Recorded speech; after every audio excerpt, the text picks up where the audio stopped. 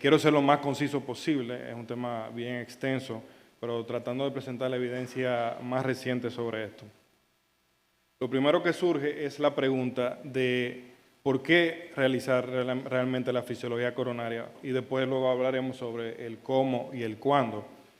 Y lo primero es que ver no es suficiente, es necesario medir. El grado de estenosis que puede tener determinada lesión no necesariamente correlaciona con la significancia hemodinámica, por lo que 30-50% de los casos, según ya lo había demostrado el estudio FAME, pueden ser reclasificados luego de que le hacemos el FFR o el IFR y más importante, tenemos una reducción de hasta un 28% de eventos a futuro, incluyendo mortalidad, infartos, revascularización tardía, etc.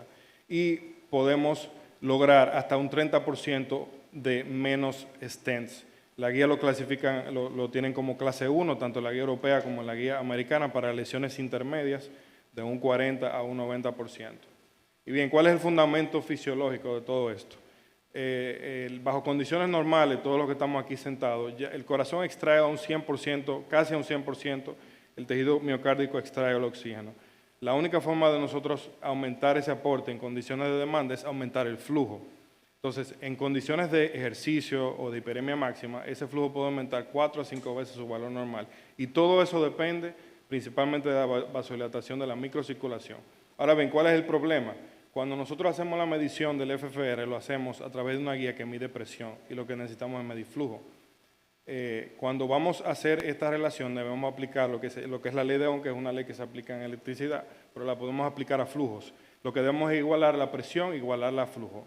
Y debemos eliminar de la ecuación la resistencia para que sea lo más parecido posible. Y esto lo logramos con la inyección de adenosina o regadenoson, dependiendo, para lograr una vasodilatación máxima de la microcirculación. Lo que quiero mostrar ahí a mano derecha de ustedes es que bajo condiciones normales el flujo proximal debe ser igual que el flujo distal en los vasos epicárdicos mayores de 400 micras. ¿Qué pasa cuando hay una placa, cuando hay una estenosis?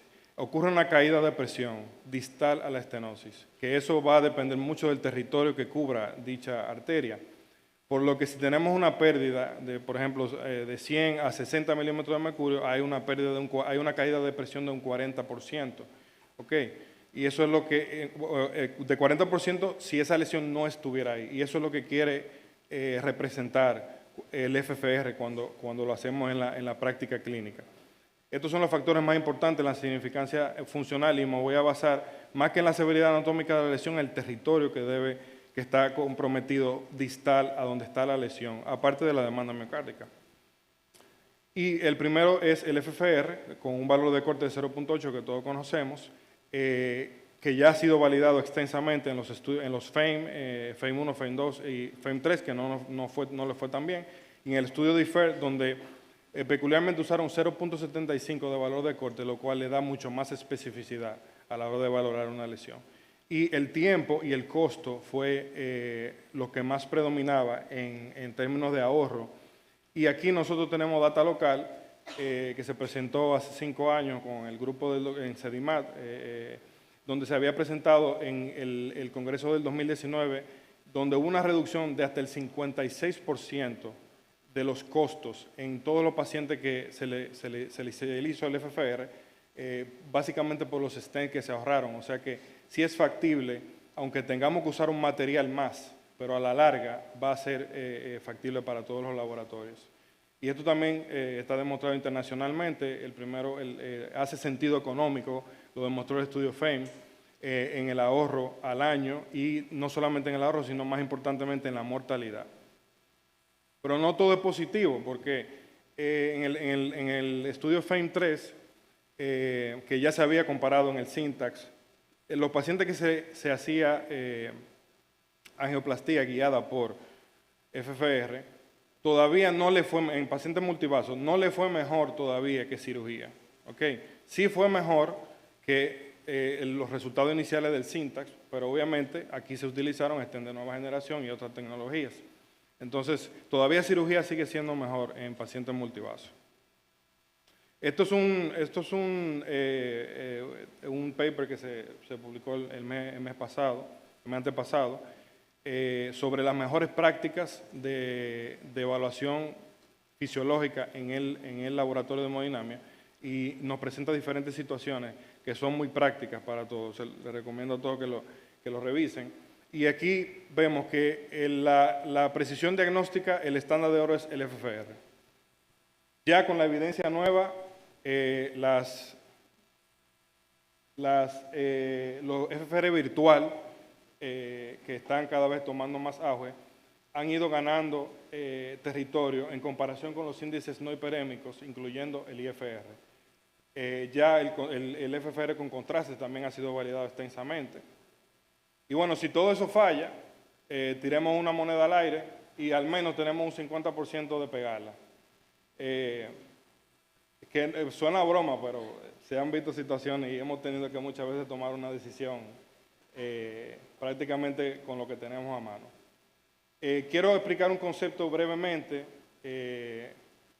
Cuando una arteria cubre un territorio muy grande, el flujo que pasa por esa placa es mucho mayor. Por tanto, una arteria que suple colaterales hacia otro territorio, muchas veces la significancia hemodinámica de esa placa puede ser que tenga un FFR normal, bajo condiciones normales, si no tuviera esa colateral. Pero cuando tiene colaterales puede ser significativa, por lo que en muchos casos se recomienda, si es posible, tratar primero la CTO y luego hacer el FFR de esa lesión, porque esa lesión probablemente no sea significativa. Ahora bien, lo dice en el documento, si no hay planes de abrir la CTO, entonces lo mejor es tratarla como que es válida y tratar la lesión como tal. Y aquí se representa bastante bien. Fíjense como una lesión en la descendente anterior, en el segmento proximal, señalado ahí con la flecha, y vemos una lesión que luce muchísimo más severa en el segmento medio de la coronaria derecha, pero la que da valores severos es la de la descendente anterior, que luce menos severa. Y es porque el territorio que cubre es muchísimo mayor. Y dos errores importantes, para no meterme a los paso por paso a la hora de medición, pero los dos errores más importantes a la hora de cuando hacemos el pullback. Número uno, ecualizar bien las presiones, porque podemos hacer drift, o sea, la presión aórtica y la presión diastólica no estar ecualizada, tenemos que hacer un buen cero. Se recomienda desenganchar el catéter del osteo en ese momento. Algunos operadores no lo hacen en ese momento, sino que lo hacen ya cuando van a hacer el pullback. Y el mismo hecho de que el catéter puede estar no coaxial o que pueda haber una lesión ostial a nivel del ostium, eso puede también dar un falso negativo. Un truco que ya fue validado en el 2019 es usar una body wire, que está validado. Podemos pensar que quizás usar una body wire puede afectar el valor de FFR, pero ya está demostrado que no. Más cuando hacemos el FFR por vía radial, que a veces tenemos miedo de que el catéter cuando lo desenganchemos se pueda salir volando en la aorta. Entonces la body nos permite estabilizar el catéter sin afectar el valor del FFR. Vamos ahora al IFR. Tenemos varias, dependiendo de la marca, de que lo vayamos a usar, Volcano, Boston, etcétera, se llama IFR, DFR, etcétera. Fue validado ya en el Define Flare y en el IFR Sweetheart. El valor de corte siendo 0.89 y demostró ser no inferior, no solamente a 1 año, sino a 5 años, en ambos estudios. Aquí está más o menos la gráfica de dónde es que se miden los índices hiperémicos. El índice IFR se mide 25% luego de la onda dicrota hasta el inicio de la sístole. Ya el DFR mide desde la onda dicrota exactamente y el RFR en el ciclo completo. Y recordar que cuando usamos contraste, ya el contraste actúa como vasodilatador de la microcirculación y el valor de corte es 0.83.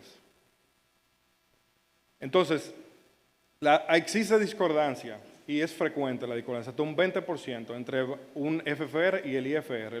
En el estudio Fígaro, hasta un 20% podían presentar uno positivo y uno negativo. Pero lo más frecuente es FFR positivo y IFR negativo, precisamente por lo que habíamos hablado. El IFR impacta más mientras más territorio tiene que cubrir una lesión. Ya en pacientes, lo contrario, que IFR negativo y FFR negativo y IFR positivo, usualmente ocurría mayormente en pacientes donde la vasodilatación sabíamos que no iba a ser efectiva, en pacientes con enfermedad difusa, fumadores, diabéticos, renales, etc.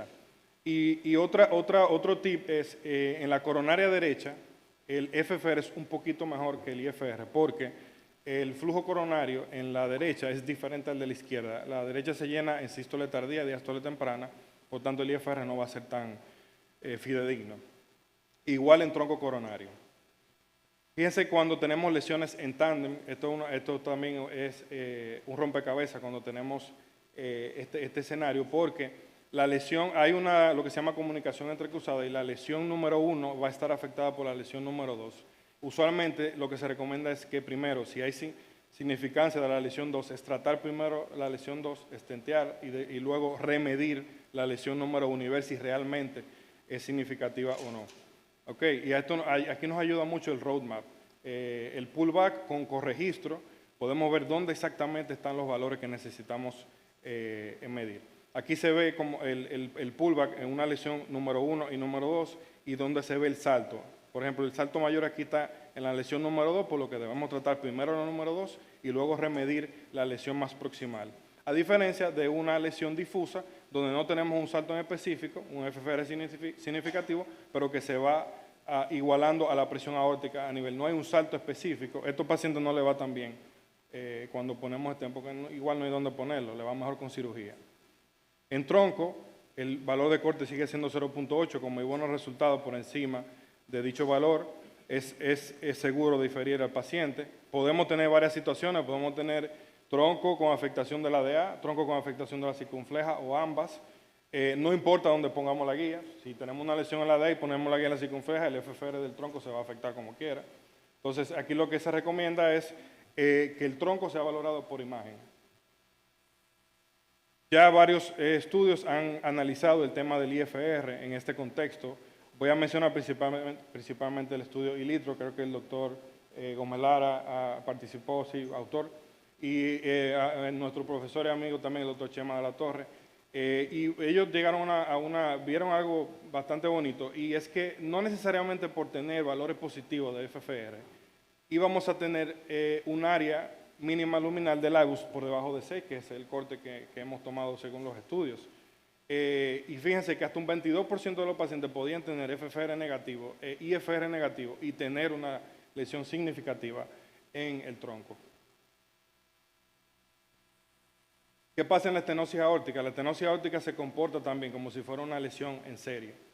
Pero aquí le va un poquito mejor al IFR, porque se ha demostrado que el IFR, como podemos ver a mano derecha, tiene mejor consistencia cuando evaluamos la lesión pre-TAVI y post-TAVI. O sea, la significancia hemodinámica de la lesión no variaba tanto. Sin embargo, en el FFR podíamos sobreestimar una lesión. La medíamos pre-TAVI y luego post-TAVI y teníamos que la lesión era realmente no significativa, por lo que el IFR en ese sentido es un poco mejor. Y lo que se recomienda es que cuando el FFR está muy negativo, o sea, por debajo de 0.8, eso sí se puede tomar como válido, ¿ok? Porque a pesar de que la microcirculación está afectada y a pesar de eso el FFR fue negativo, o sea, positivo pero con valores negativos, lo cogemos como válido. Cuando el no hiperémico IFR está por encima de 0.89, ahí podemos con seguridad decir esa lesión no hay que tratarla. Para valores intermedios, primero corregir la lesión aórtica, TAVI, cirugía y luego remedir. Voy a hablar brevemente sobre los síndromes coronarios. Obviamente, se ha demostrado que incluso haciendo el FFR en el momento del ST elevado, hay cierta seguridad, la tasa de evento es baja, pero como dice el dicho, con candela y puya, hasta el diablo aúlla. Entonces, realmente, en este contexto hay que tener mucho sentido común para uno poder, mejor hagámoslo 48, 72 horas, la diferencia no es mucha como quiera. El futuro, ya con esto estoy terminando, es los índices virtuales, que tienen sus desventajas todavía, porque hay que tener una buena geografía. Una buena inyección, porque es lo que hace una reconstrucción con algoritmos, etcétera, y analiza la dinámica del contraste y la geometría vascular. Y con eso es que él toma y valida el FFR. Ya ha sido extensamente estudiado. Recientemente, el mes pasado fue presentado en el FAST 3, donde no hubo inferioridad en comparación con el FFR normal. Aquí está un ejemplo de cómo podemos ver el trayecto completo. Y luego, otra pregunta, ¿por qué medir después? ¿Por qué medir? Si ya revascularizamos el vaso, ¿por qué hay que medir de nuevo? Bueno, hasta un 36% de los pacientes, según el estudio Target, tuvieron isquemia residual, por lo que sí tiene utilidad. Incluso permite determinar si nosotros, la longitud del stent que tenemos que usar en pacientes que quedó isquemia residual, disección, distal, lo que sea, puede ser de mucha ayuda. El pullback es lo que nos va a dar la información aquí. Tenemos en el país el UFR, que es la tecnología combinada de IBUS con FFR. No sé si hay OCT. El estudio Combine en pacientes diabéticos, vemos que pacientes que tenían FFR normal, pero detectábamos placa de alto riesgo con alta carga aterogénica, se predecía eventos a futuro, 10% más que la población normal. Igual el FFR para posicionamiento post-PCI. Bien, para terminar, la angiografía sola es insuficiente por lo que hemos hablado. La fisiología coronaria puede reclasificar hasta un 50% de las decisiones de las lesiones que estamos tratando. Los valores de corte 0.8 y 0.89. El futuro va a ser el FFR virtual o integrado en una de las imágenes. Lo esencial que es medir post-angioplastía y el pullback fisiológico, que es como el GPS, nos diferencia entre difuso y lesiones focales. Esto es como lo que todo hemodinamista o intervencionista debe recordar, no se nos debe olvidar. Hay algo que como dominicanos no se nos debe olvidar tampoco, y es que esa bola, ese picheo fue bola.